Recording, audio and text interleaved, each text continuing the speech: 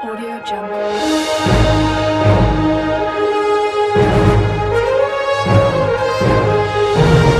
Audio Jungle.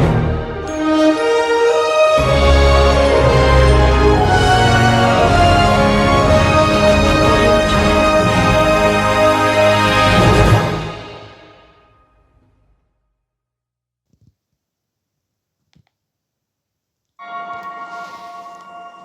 Tu sais, pendant toutes ces années, j'ai beaucoup pensé à toi. À nous, à ce qu'on était. Parce que t'avais tout gagé.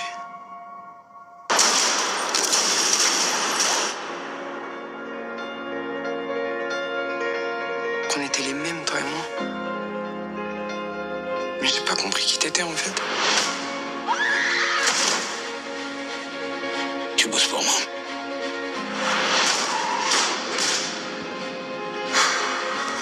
Allô mon amour, c'est pas moi, faut que tu crois.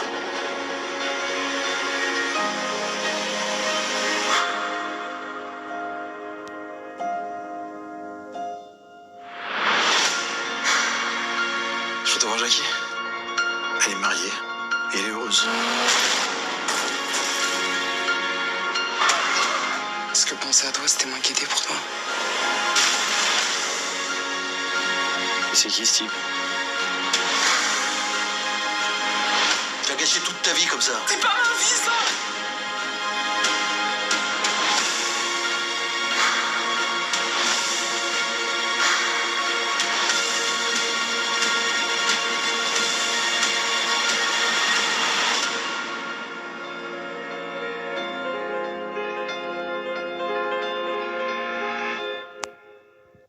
Bonjour à tous et bienvenue dans cette nouvelle vidéo. Et aujourd'hui on va parler de L'amour ouf, réalisé donc par Gilles Lelouch. Alors je sais, ça fait 2 semaines qu'il n'y a pas eu de vidéo sur la chaîne parce que malheureusement j'ai eu plein de travail à faire et j'ai pas du tout eu le temps de me consacrer à YouTube. Mais là, ne vous inquiétez pas, YouTube est de retour et aujourd'hui on va parler de L'amour ouf, réalisé donc par Gilles Lelouch. Après Le Grand Bain, 7 ans après Le Grand Bain, Gilles Lelouch retourne au cinéma avec un film qui s'appelle L'amour ouf.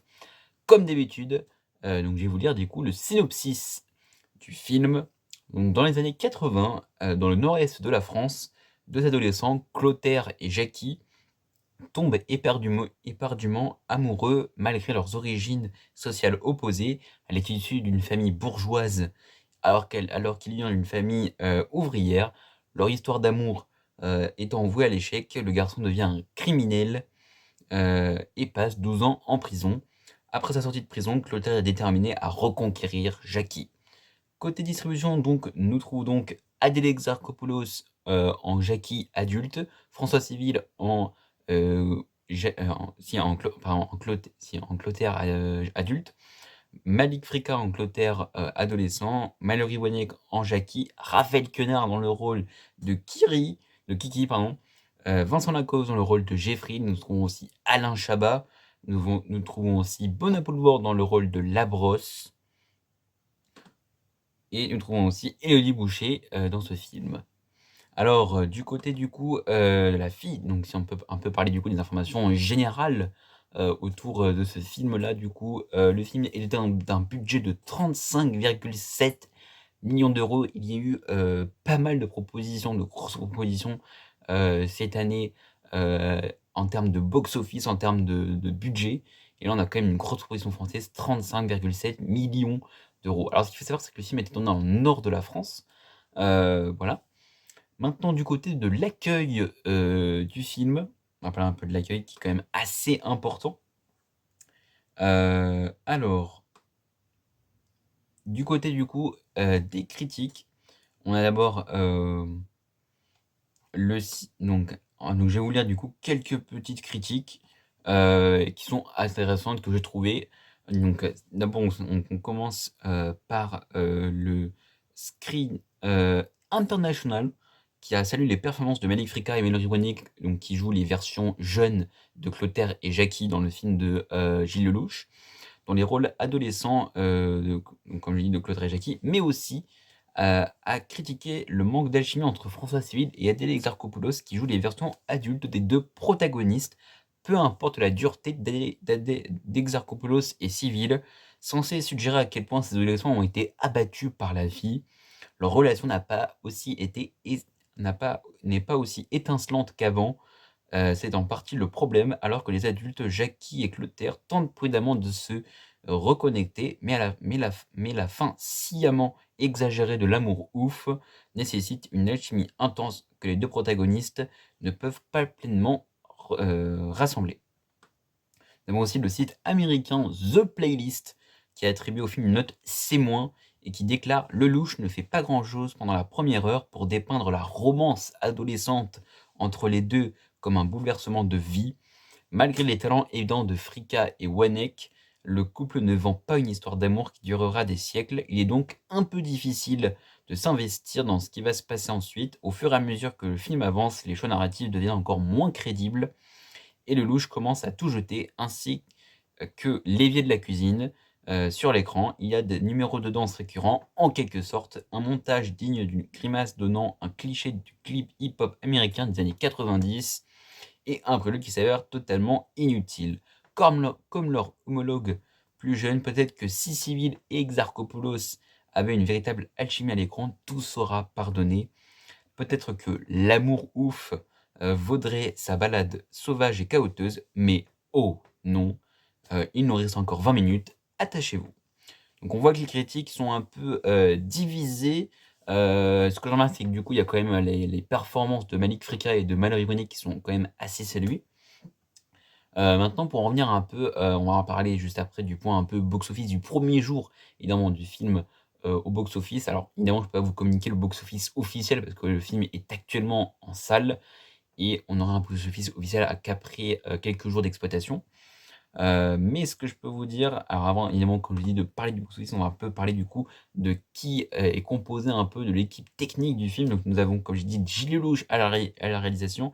C'est un scénario de Gilles Lelouch, donc scénarisé aussi par Gilles Lelouch, et de Audrey Diwan, en collaboration avec Julien Lamborghini et Ahmed Hamidi. D'après le roman, voilà, oui, parce que c'est adapté d'un roman, L'amour ouf, de Neville Thompson. Alors, je ne sais pas, peut-être que je l'irai acheter. La musique est de John Brionne, les décors de Jean-Philippe Moreau, la photographie de Laurent Tanguy, le montage de Simon Jacquet, production de Alain Attal et Hugo Sélignac. Donc la société de distribution, c'est Studio Canal, côté France. Maintenant, évidemment, je vais donner un petit point box-office du coup, parce que le film, évidemment, a cartonné pour son premier jour. Pour le premier jour en France, donc voilà, pour le premier jour en France du box-office du 16 octobre 2024, L'Amour ouf est arrivé avec 143 000 en tête du box-office pour son premier jour, avec 143 726 entrées, dont 57 068 en avant-première. Il s'agit donc du... Il est élu troisième plus beau démarrage pour un film français en 2024. 143, donc comme j'ai dit, Le Grand Bain, donc si on fait une petite comparaison en termes d'entrée de chiffres, qui était sorti du coup en 2018. Donc du coup, ça fait 10... donc j'avais 17 ans, donc finalement c'est 6 ans, excusez-moi. Sorti du coup en octobre 2018 avec quant à lui fédéré 255 354 spectateurs, dont 94 865 pour les avant-premières. Le film avait fini sa carrière avec plus de 4,3 millions d'entrées, donc évidemment, donc le film côté presse, donc là, de sources hallucinées, on a 3,2 en note, et côté spectateurs, on le recommande forcément avec 4,2. Alors évidemment, maintenant, on va s'intéresser à mon avis sur ce film-là. Donc pour moi, L'Amour ouf de Gilles Lelouch, est une œuvre ambitieuse qui mêle du coup la romance à un film de gangster tout en jouant avec les codes classiques du cinéma. On voit que Gilles Lelouch s'inspire des productions américaines comme à Scorsese ou Cimino. Donc évidemment, comme je dis, le film retrace l'histoire d'amour tumultueuse entre Jackie et Clotaire. deux jeunes issus de milieux sociaux opposés, avec une structure narrative divisée en deux grandes périodes, marquant leur jeunesse dans les années 80 et leur retour à l'âge adulte. Pour moi, donc, évidemment, on voit bien que Gilles Lelouch utilise un archipel impressionnant de techniques cinématographiques, allant des travelling au ralenti, en passant par des séquences particulièrement stylisées. Cette richesse visuelle est à la fois un atout et une faiblesse, car le film semble parfois s'éparpiller dans son ambition de tout montrer, de tout expérimenter, au risque de perdre en fluidité narrative. Là, donc maintenant, j'ai un peu plus détaillé du coup, donc un peu plus sur le film. Donc pour ceux évidemment qui n'ont pas vu le film, euh, euh, oui, vous pouvez quand même rester, mais disons que il y avoir quand même quelques petites informations. Donc du coup, la première partie du film pour moi, donc, qui est centrée du coup sur la romance adolescente, est particulièrement bien accueillie avec mise en scène vive et des personnages jeunes et vibrants. Donc évidemment, pour rappel, qui sont joués par Malik Frika et Mallory Wanek. Cependant, parce qu'on va avoir une petite ellipse de 12 ans qui va introduire du coup François Civil et Adèle Exarchopoulos, marque un tournant un peu plus dramatique. Et c'est à partir de là que du coup, pour information, certaines critiques estiment que le film s'essouffle.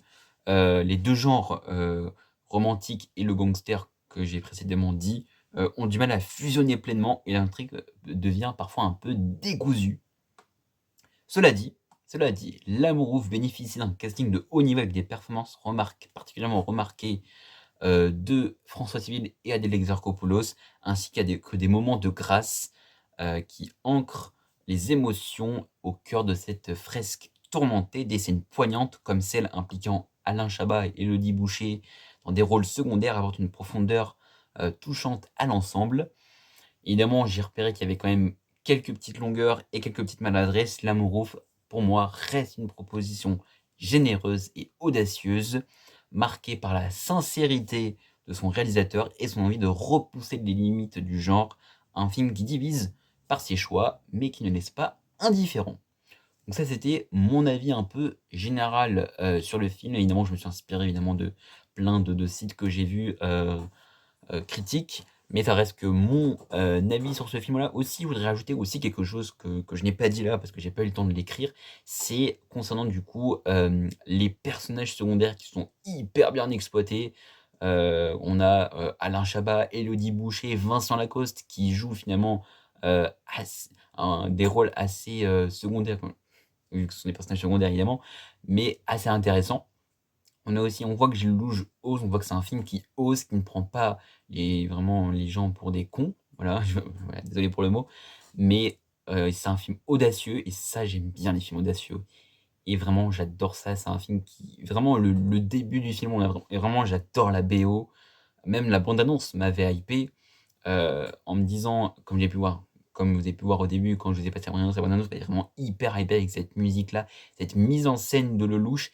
Et puis surtout, la question que je me suis posée, c'est avant du coup le visionnage du film, c'est est-ce qu'il peut faire mieux avant. Je n'ai pas vu Le Grand Bain, mais de la bande-annonce que j'ai vue du Grand Bain, est-ce qu'il pouvait faire mieux que Le Grand Bain? Parce que les deux films sont très différents. Alors, je ne peux pas les comparer parce que c'est deux films très différents. Mais je me suis posé la question, est-ce que ce film, ce ne serait pas le film de l'année? Alors oui, je sais que vous allez me dire, l'année n'est pas finie, il y a encore pas mal de films qui vont sortir, mais je pense que quand il y aura la fin de cette année, évidemment, il y aura un top des meilleurs films de cette année, ça va être très difficile, je pense, de faire ce top, vu le nombre de films incroyables qu'on a eu entre Le Comte de Monte-Cristo, entre Emilia Pérez, on va en parler prochainement sur la chaîne. Vraiment, on a aussi Oh Louis, Imagination, on a aussi la Palme d'Or qui va sortir. Vraiment, il y a plein de films qui peuvent potentiellement me donner envie de les mettre dans le top et je pense que ça va être un crève-cœur de dire à certains, non. Ça va être difficile et vraiment, si j'ai un conseil à vous donner, allez voir ce film, foncez, ce n'est pas une histoire d'amour comme vous pouvez le voir dans certains films hollywoodiens, c'est vraiment un film qui ose, qui se montre et vraiment ça m'a surpris et je me suis pris vraiment une claque de cinéma, une claque cinématographique. Vraiment, et c'est assez rare franchement que je me prenne une vraie claque. Comme je vous dit, il y a eu quelques petites longueurs, mais bon, c'est pas ça que le film fait qu'il soit mauvais. Et je trouve aussi un autre point qui m'a aussi un peu pas dérangé, mais disons qui m'a un peu surpris, c'est que du coup, on n'est pas tellement vu Adèle Exarchopoulos et François Civil, tous les 2 réunis dans une même scène. Alors je ne sais pas pour ceux qui ont vu le film, je sais pas si vous avez remarqué, on les voit pas souvent ensemble dans une même scène. Même leur temps d'écran est à peu près réduit. Après, c'est peut-être un choix qui a été fait au moment de l'écriture du scénario, d'un peu plus développer la romance adolescente, et du coup d'un peu plus aller vite dans la partie adulte, mais je trouve un peu cela dommage. Il aurait fallu qu'il y aurait peut-être eu peut-être un équilibrage des deux, mais ce n'est pas ça qui fait que je n'ai pas passé un mauvais moment. Foncez aller le voir, le film, évidemment. Je me rappelle très bien parce que je l'ai vu en avant-première le dimanche 13 octobre, et je me rappelle très bien, le film est diffusé dans 400 salles. Et vraiment, les réactions du public qui ont été, c'est que ce film est touchant, flamboyant, qu'il faut aller le voir. Et vraiment, il n'y a eu c'est ce qu'on appelle dans le monde du cinéma, il y a eu un bon bouche à oreille, et je pense que le film va fonctionner au box-office. Enfin, je l'espère, je croise les doigts, et comme je le dis, conseil, foncez, allez le voir. Ce film ose, ce film est audacieux, et je vous le conseille. Donc voilà, du coup, tout ce que je pouvais vous dire sur ce film-là. J'espère que cette vidéo vous aura plu. Passez une bonne fin de week-end à tous, et n'oubliez pas, vive la passion du cinéma, et allez au cinéma et mangez des pizzas. Tess! À bientôt les amis! Audio Jungle.